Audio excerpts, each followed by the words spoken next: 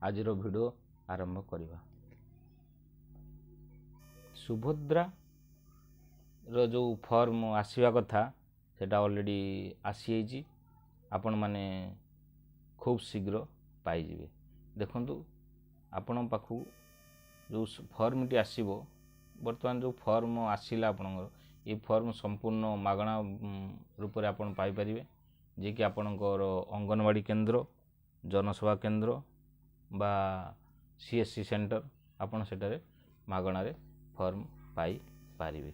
तो ये फॉर्म संपूर्ण मागणा आउ ये फॉर्मटा को आपण केमिति फिलअप करिए से विषय रे आज आमे आलोचना करिबा। चलंतु देखिबा फॉर्मटी को केभଳି भाବରେ फिलअप करिवे। प्रथमे देखंतु भागक आवेदनकारी को सविशेष विवरणी। प्रथमे आवेदन करिया पूर्व फॉर्मटी को भल भाବରେ पढ़ी नियंतु। भल भाବରେ पढ़ी नेबे जे कि फॉर्म केभଳି फिलअप हबो से प्रथमे फॉर्मटा को भरी पढ़ी नेबे तापरे जाई कि फॉर्म आपण पूर्ण करिवे। प्रथमे कौन करिवे ना प्रथमे देइछि जे कि आपणकर संपूर्ण नाम जे कि आधार रे जहाँ आपणकर नाम मेंशन हेतिबो सेही नामटी को आपण ठीक से निर्भुल भावरे प्रत्येक कोठर रे जे भली प्रत्येक वार्ड ही रहिबो कोनोसी कोठरी को टच हबो नै जा द्वारा निर्भुल भावरे जणे पढ़ी पारिबो जा द्वारा आपण कोनोसी भूल हबो नै। तापर एटा रहला प्रथमे आधार अनुसार आधार रे जो ना अछि सेही नाम एटा को मेंशन करिवे। तापर रहला आधार संख्या आधार जो नंबर अछि 4 एठी 4 एठी 4 4 3 12 12टी नंबर 12टा कोठर ही रहिबा दरकार एपट सेपट हेले भूल हे जिवो। तापर रहला स्वामी बा पितांका नाम आधार रे आपनकर स्वामी को नाम अछि बा पितांका नाम अछि जहाँ नाम अछि सेठी एठारे आपण मेंशन करिवे। फादर हो बा हस्बैंड जहाँकर नाम अछि आपण सेठी मेंशन करिवे। तापरे तळु कोन रहला जन्म तारीख एठी कोन करिवे जहाँ लेखा अछि आधार रे सेही मास सपोज दिन मास एवं वर्ष एठी मेंशन करिवे। एठी जहाँ अछि सपोज आधार रे 01 02 2019 जहाँ भी थिबो आपनकर सेठी आपण मेंशन करिवे। तापर रहला वर्ग माने साधारण वर्ग अनुसूचित जाति अनुसूचित जनजाति आपण जेहु कैटेगरी जाउचंदी कास्ट सेही कैटेगरी आपण एठी मेंशन करिवे। तापर रहला शारीरिक भिन्नक्षम बा हैंडिकैप्ड आपणकर जदि अछि हाँ यदि नाई ताले ना रे ठीक करि दियंतु।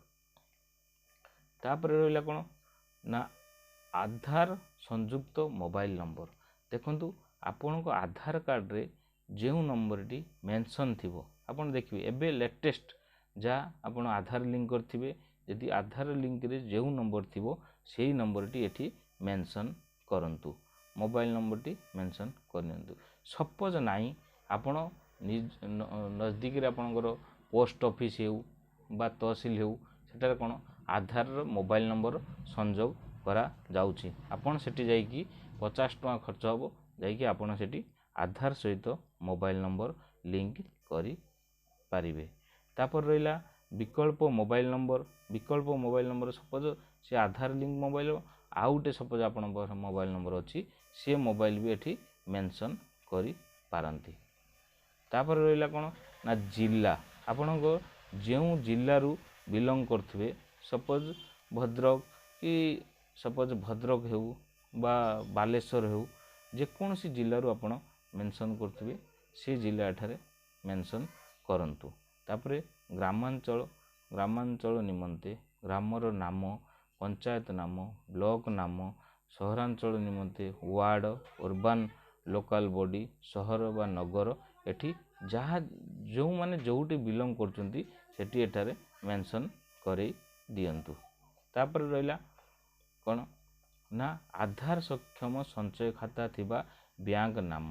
ଆଧାର ସହିତ ବ୍ୟାଙ୍କରେ ଆଧାର ନମ୍ବର ଲିଙ୍କ ଥିବା ଯେଉଁ ଆକାଉଣ୍ଟ ଅଛି ଆପଣଙ୍କର ସେହି ନମ୍ବରଟି ସେଇ ଆକାଉଣ୍ଟଟି ଆପଣ ଏଠି ମେନସନ୍ କରନ୍ତୁ ଯେ କି ସେଥିରେ ଡିବିଟି ଆକ୍ଟିଭ ଥିବା ଦରକାର।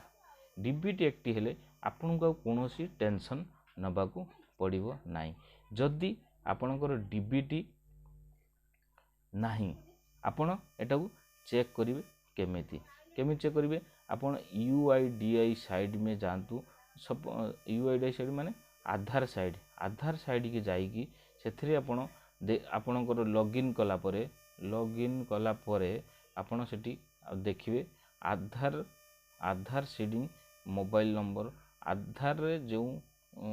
ଆଧାରରେ ବ୍ୟାଙ୍କ ଆକାଉଣ୍ଟ ସିଡ଼ିଂ ଯେଉଁ ଦେଇଛି ସେଇଠି ଆପଣ ଯାଇ ଚେକ୍ କରିପାରିବେ ଯେ କି ଆଧାରରେ ଆପଣଙ୍କର ବ୍ୟାଙ୍କରେ କେଉଁ ଆକାଉଣ୍ଟ ଲିଙ୍କ ଅଛି ଆପଣ ସେଠି ଚେକ୍ କରିପାରିବେ। ସେଇଠୁ ଯଦି ଥିବ ତାହେଲେ ଆକ୍ଟିଭ ଲେଖା ହେଇଥିବ। ଯଦି ଆପଣଙ୍କ ଆଧାରରେ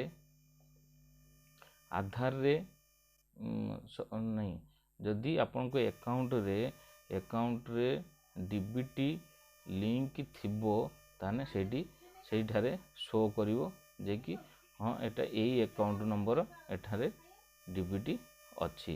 ଯଦି ନାହିଁ ତାହେଲେ ଏଟା ଶୋ କରିବ ନାହିଁ। ତାପରେ ରହିଲା କ'ଣ ଯେ କି ଆପଣଙ୍କର ଭାଗ କ ଘୋଷଣାନାମା। ମୁଁ ଏତଦ୍ୱାରା ଘୋଷଣା କରୁଅଛି ଯେ ପୂର୍ବ ପୃଷ୍ଠାରେ ଉଲ୍ଲେଖିତ ତଥ୍ୟ ମୋର ଜ୍ଞାତ ଅନୁସାରେ ସତ୍ୟ ଅଟେ। ମୁଁ ଜ୍ଞାତ ଯେ ଏଥିରୁ କୌଣସି ମିଥ୍ୟା ପ୍ରମାଣିତ ହେଲେ ଏହି ଆବେଦନକୁ ପ୍ରତ୍ୟାଖ୍ୟାନ କରାଯାଇପାରେ ଏବଂ ଆଇନଗତ କଠୋର କାର୍ଯ୍ୟାନୁଷ୍ଠାନ ଗ୍ରହଣ କରାଯାଇପାରେ। ଦୟାକରି ପ୍ରଯୁଜ୍ୟ ସ୍ଥାନରେ ଠିକ୍ ଚିହ୍ନ ମାରନ୍ତୁ। ମୁଁ ଓଡ଼ିଶାର ବାସିନ୍ଦା ଅଟେ। ଏଟା ଆପଣ ଠିକ୍ ମାରିବେ। ତାପରେ 1 ଜୁଲାଇ 2024 ସୁଦ୍ଧା ମୋର ବୟସ 21 ବର୍ଷ କିମ୍ବା ତାଠାରୁ ଅଧିକ ଏବଂ 60 ବର୍ଷରୁ କମ୍ ଅଟେ। ଯଦି ହଁ ତାପରେ ଠିକ୍ ମାରିବେ।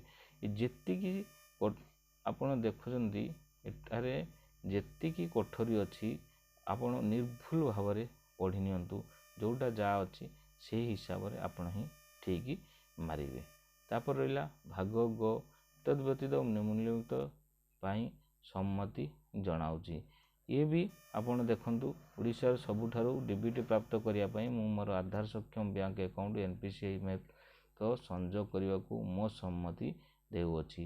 ମୁଁ ଏହା ମଧ୍ୟ ସହମତ ଯେ ଓଡ଼ିଶା ସରକାର ସୁଭଦ୍ରା ପାଇଁ ମୋର ପରିଚୟ ପ୍ରତିଷ୍ଠା ଏବଂ ପ୍ରମାଣିତ କରିବା ନିମନ୍ତେ ମୋ ଆଧାର ସଂଖ୍ୟାର ବ୍ୟବହାର କରିପାରିବେ।